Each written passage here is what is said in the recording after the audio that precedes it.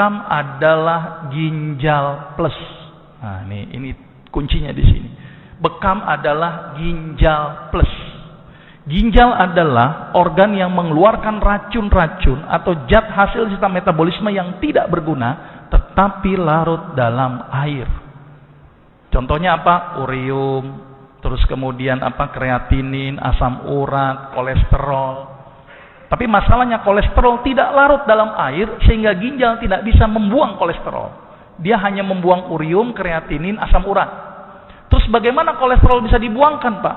Kolesterol bisa dibuang ketika tadi bekam.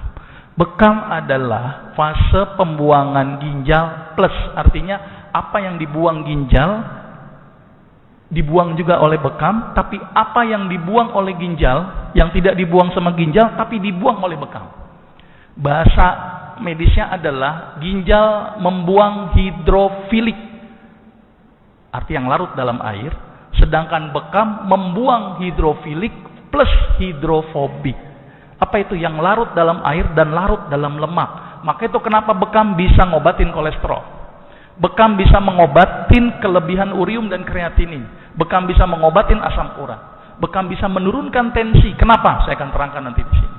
Berarti kesimpulannya adalah bekam membuang zat-zat yang tidak berguna seperti ginjal membuang zat-zat yang tidak berguna, namun bekam bergunanya plus.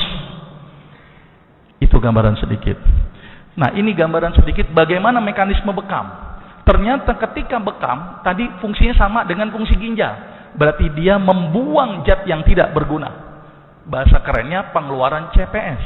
Tetapi ketika ada sentikan cetik, timbul rangsang nyeri. Ternyata rangsang nyeri ini akan merangsang ke otak langsung. Di otak nanti akan keluar endorfin. Apa itu endorfin? Zat yang bikin kita bahagia, kita tenang, tensi tidak terlalu tinggi. Itu keluarlah endorfin.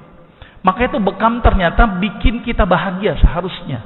Ditambah lagi ketika dikop, maka semua cairan akan terkumpul di bawah kulit sehingga sensitivitas saraf menjadi tidak sensitif. Maka itu kenapa bekam ketika disuntik itu tidak akan ada timbul nyeri.